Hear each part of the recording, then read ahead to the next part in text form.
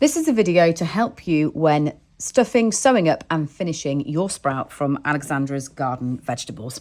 So when you make this one, you'll be making a ball shape, which is the main body of the sprout. Then you'll be making 4 separate leaves and then an optional 2 legs if you want to add legs onto yours. And what you'll need for this is you'll need your sewing up needle. You will need a crochet hook because we're going to crochet the leaves together, and then your threads for your eyes if you are going to be adding your eyes on. So first, add the stuffing.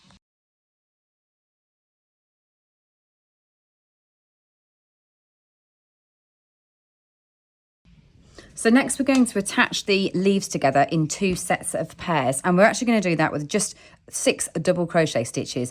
So the easiest way of doing that is once you've done this increasing side, which is what creates the frilly edges, just sew that end that you've got. If you keep it nice and long, sew that end down to the next corner. So as you can see, it's a hexagon shape there because we're working in 6s throughout. So sew that end down to there. And then all you can do is put your 2 leaves together like that. So I've got those increases, those frilly edge, they're forward on that side and it's forward on that side. And then just using that end that you've got attached, you can just put your hook through both pieces like that. So I've got it through both sets of the stitches on the leaves, and then just double crochet 6 stitches to join them together. So go through and 1, 2, 3, 4, 5, and 6, and then do the same thing on the second set.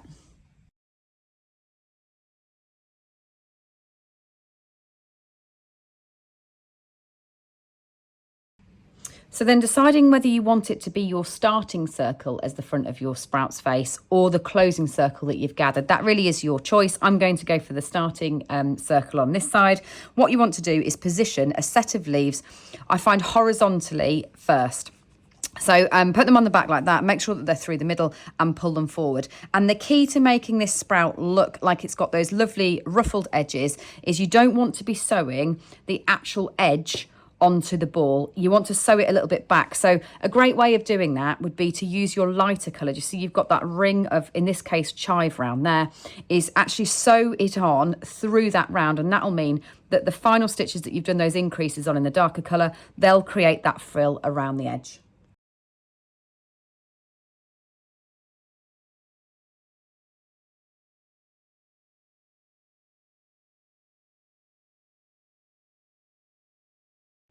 So with one set in place, all you then need to do with the second set is put them the other way around. So you're going to put those ones going in the opposite direction like that, and then do exactly what we've just done. And as you can see, the leaves don't look as frilly until it's, what's key to making them really frill is when you put these stitches in around this contrasting line. So just do exactly the same thing that we did before, sewing in and around that set of colour change.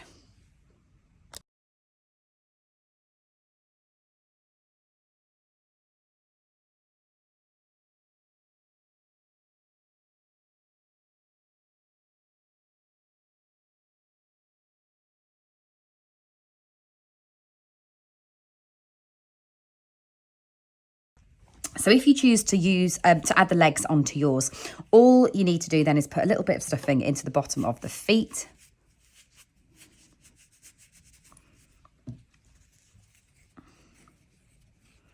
Like that. And where you choose to sew the feet really is down to how you see this being used. Now, because we're going to be putting the face onto the top here, if it's something that you want to sit up on a shelf, I would say that your legs probably want to come quite far forward, because then it can sit like that and the legs will just sit that like that and look very cute. And also, if you're going to be doing it so it's going to be sitting down principally, then I would always sew the legs flat rather than perpendicular. And what I mean by that is the legs have a definite shape to them. So you can see you've got a front that is the foot shape there, and it's flatter on the back. If you're sewing them flat so that they'll sit down more, what you do is you just sew the top flat like that, so that you've got the back there and the bulbous part of the foot coming forwards. And then all you can do is pop those on the bottom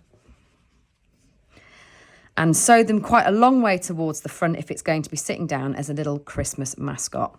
Obviously, you do not need to add the legs or the eyes at all, especially if you want to use a thinner yarn. So this one that I've got here is made using our double knit weight of yarn on a 3mm hook. So it is working to the scale that suits the rest of the vegetables in terms of them being a little bit bigger than obviously real life. I've never seen a sprout quite this big. But what you can do is you can always use thinner yarns, like use a fine yarn, and they will halve in size. So if you are making them more as kind of lifestyle vegetables to go on a display, then you can always consider using a thinner yarn like fine, so that they are a bit more realistic size-wise. So then pop your other leg on the other side, having closed it off flat, and sew that into position in the same way.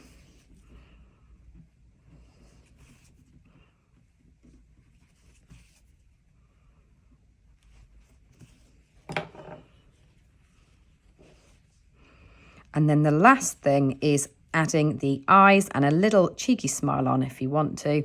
And what you'll need for that is some cream and some black eye threads. Now I am using a double knit weight cream and black yarn. So it's the same weight of yarn that I have crocheted the sprout in. And this is what would be included if you do buy the kit directly from TOFT, as you will automatically get the eye threads in the right weight of yarn in there. But if you're trying to source them, then it is easier if you get a thread that's the same weight of yarn as what you've crocheted in, because then it'll be a bit easier to get them to the scale that matches. So it's up to you, obviously, where you put these and if you choose to add them on. But what I do is I just come through with a cream yarn and I draw a triangle. So downwards like that, and then across by one stitch on the bottom, but come through the same point on the top.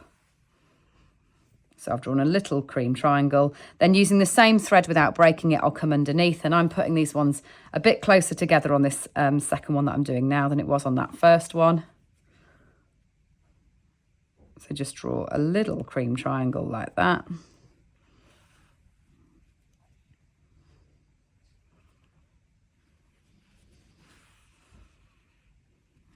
And then with your black thread, we're going to do the pupils of the eyes and the mouth in one go. So in through into the point in between the triangle at the bottom of the cream, up to 2/3 of the way up to the top. So you don't want to go right into the same stitch that you were doing the cream in, just a little bit below that and across. Like that. Down and repeat that for that side.